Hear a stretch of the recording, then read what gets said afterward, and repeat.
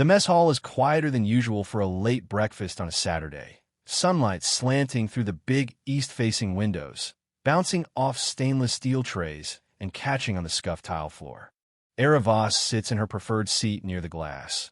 Coffee steaming beside the fork she's using to pick her way through eggs that look like they've survived 3 tours of duty under a heat lamp. She moves with that unhurried precision you only notice if you're watching her closely, the way she adjusts her chair for a perfect line of sight to both exits, the way she leans back just enough to avoid being in arm's reach of the aisle. The scrambled eggs are bland, but the view of the whole room is the real reason she sits here. Then, from the doorway, 5 young recruits spill in like a weather front. Mason leads the way, broad shoulders, chin high, wearing that easy smirk that says he's never lost a fight he picked. Rafe shadows him, still wearing yesterday's swagger like cologne. Troy, Luke, and Evan widen the formation without seeming to, their casual steps knitting together into something much more deliberate. Historians still argue whether predator instincts in people come from evolution or bad high school habits. But whatever the origin, you can see it here, the slow funneling of space until there's nowhere left to go. To a casual observer, it's just a group looking for seats. But to someone like Arisomione, who's mapped rooms in cobble safe houses and read danger in the tilt of a glass, this is a net. She doesn't stiffen, doesn't look up long enough to give away that she's clocked their angles, their distances, the way Evan has drifted toward the side exit like he's on casual guard duty. She keeps eating. "Morning," Mason says, dropping into the chair across from her without asking. The others fan out, Rafe, leaning on the backrest beside her, Luke idling near the corner of the table, Troy hovering close enough that his shadow falls over her plate. It's a bad magic trick. 5 men trying to make 1 woman disappear. The fork pauses midair just for a heartbeat. Then she sets it down, takes a slow sip of coffee, and replaces the cup exactly where it was. "Morning," she replies, voice calm enough to make Mason's grin falter. Rafe tries to fill the silence with small, talk more bait than banter. Era doesn't bite. That's when Troy's hand lands on her shoulder, featherlight, but claiming space he has no right to. The change in her is subtle, like a cat's tail twitching once before the pounce. She removes his hand in one efficient twist of the wrist, not rough, not loud, but enough to make Troy blink and pull back. "You don't want to do that," she says evenly. Somewhere by the wall, 2 military police glance up from their coffee, sensing something brewing but not yet moving. It's in that pause, the one where everyone's still pretending this is nothing, that Mason makes his choice. And in doing so, he starts a countdown he doesn't even know exists. The air shifts in that strange, slow way it does right before someone throws the first punch, like the molecules themselves are leaning in to watch. Mason leans forward, elbows on the table, wearing a smile that's lost any trace of humor. "We figure you either start acting like part of the team," he says, "or we make you." Era's eyes lift to meet his. "Make me?" The words are flat, not mocking, not even curious, and that's what gets under his skin. Rafe chuckles. Luke tilts his head like he's already picturing whatever comes next. Evan's shadow creeps closer behind her chair. The 2 MPs on the far wall keep talking, but you can see they're now measuring the scene out of the corners of their eyes, ready to intervene if things turn loud, but not if they stay in this tight, quiet coil. Historians still argue whether intimidation is more about numbers or momentum, but here, it's both. 5 men closing in, cutting off the exits, speaking in tones just low enough to make it feel private, like the rest of the room doesn't exist. Troy makes the mistake of touching her again, a steering hand on the shoulder move meant to guide her somewhere quieter. That's the line. The left arm comes up in a motion so economical it barely registers wrist capture. Outward turn, release, and suddenly Troy's the one blinking, massaging his own hand like he just stuck in a door jamb. Mason's eyes narrow. "Big mistake," he says, and with that, the net closes fully. Rafe drops into the chair beside her. Luke cuts the corner. Evan shifts his weight behind her, and Mason reaches across the table, fingers brushing her tray. She lets him, eyes tracking his hand for half a second before lifting back to his face. "You don't want to do this," she says. "Oh, we really do," Rafe answers, leaning in. Evan's hand descends toward her shoulder. That's the trigger.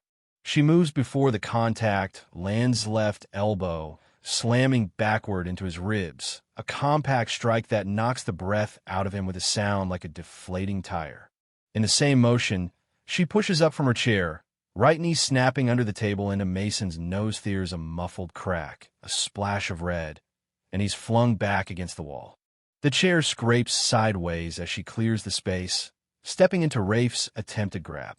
She hooks his lead leg, rotates her hips, and drives her shoulder into his chest using his own momentum to send him sprawling into Luke, who's already moving in. They go down in a tangled curse. Troy lunges low for her waist, but she pivots, planting one foot and driving the heel of her left palm into his jaw, snapping his head back, dropping him to his knees. Evan, wheezing, tries again from behind. She catches his elbow, folds him forward onto an overturned chair, and adds a sharp strike to the back of his knee for good measure. Mason is trying to stand, but she steps in, one palm flat on his chest, shoving him back into the walnut-clenched fists. Not rage, just a clean, steady message. Stay down. The room is dead silent, except for the sound of 5 men groaning and one fork clattering somewhere far away. She sweeps them all with a calm, deliberate glance, crouches just enough to meet Mason's bleeding stare, and says, "Petty Officer First Class Eravos. United States Navy SEAL Team 4. 2 tours Afghanistan. 1 in Iraq. 37 confirmed. 16 up close. I am not a contractor." The words drop like sandbags, and for the first time, nobody moves. She straightens without hurry, takes the last sip of her coffee, and sets the cup neatly on the tray. "I changed my schedule to avoid you. I stayed out of your way. You decided quiet meant weak. That was your mistake." No one answers. Rafe is still flat on his back, staring at the ceiling, Luke rubbing his temple, Troy working his jaw like he's not sure it still fits, Evan leaning on the overturned chair, and Mason slumped against the wall, pale under the blood.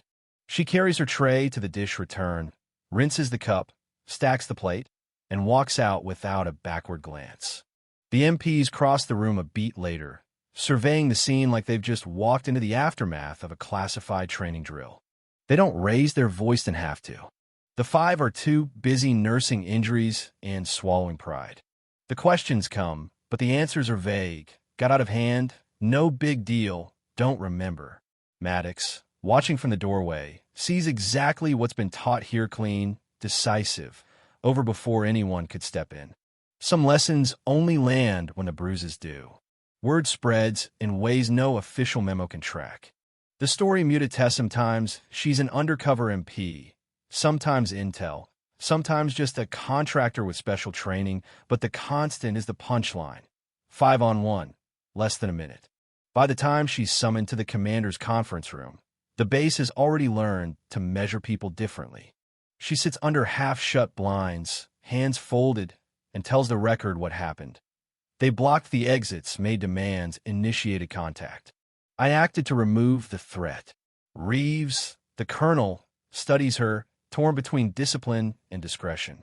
She leaves with a written warning, the 5 with internal reviews, and the rest of the base with an unspoken new rule. Don't corner someone you haven't figured out yet. In the weeks that follow, the mess hall feels different. Laughter is quieter when aimed at someone new, and a few rookies start picking seats with their backs to the wall without knowing why. Mason and his crew move differently, swagger dulled, voices lower, paths altered to avoid crossing hers. She keeps her routines the same, steady as a metronome, until a sealed envelope arrives one morning. Transfer orders effective immediately. She tells Maddox that evening outside the motor pool. "Guess you won't have to worry about me causing trouble anymore," she says. "You didn't cause trouble," he replies. "You ended it." Next morning, she signs off her last checklists, shakes a few hands, ignores the absences of the 5, and climbs into a dark SUV that rolls out of Fort Red Haven without fanfare. The dust settles as if she'd never been there, but the space she's left behind holds its own shape. That table by the window stays mostly empty, never claimed, Never explained, just avoided with the quiet respect of people who don't want to tempt history. Months later, the story is still told in corners and gyms and back halls, stripped of names, but rich with the one fact that matters. 5 men down. Under 30 seconds, no wasted motion. Some say it happened here, others say somewhere else. But Maddox knows the truth was there, and he saw how quickly silence can become the loudest thing in the room. The pace of life on base smooths back into its old rhythm, but something in it is sharper now. Recruits check their assumptions. NCOs catch arrogance earlier, and even the commander's policy shifts in subtle ways. Era Voss is gone, but her 30 seconds have become part of the base's invisible architecture, stronger than walls, harder than rules, carried in posture and glance, and the unspoken warning. You don't know who you're dealing with until you do. And by then, it might be too late. The wind down begins like a long exhale. The edges of that day soften in memory, its sharp lines fading into the kind of story that lives not in the details, but in the way people behave after. The mess hall's hum is gentler now, voices lower, footsteps measured. Sunlight still pours through those big, east-facing windows, but it seems to linger longer on that empty table, as if it remembers. The floor shine hides the scuffs left by overturned chairs, yet somewhere beneath the polish, the marks are still there, faint and unspoken. Maddox sometimes finds himself pausing in the doorway, letting the air settle around him, hearing the echo of a coffee cup placed just so, a voice saying calmly, "You don't want to do this." He knows she's somewhere else now, maybe sitting in another room, back to a wall, eyes on 2 exits, waiting for the moment when silence will end and precision will begin. And when that happens, in some other place far from here, 30 seconds will be enough again. The thought isn't a warning.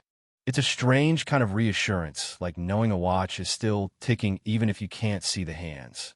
So breathe easy, listener, and let the light fade on that window table. Some lessons don't need to be repeated, just need to be remembered.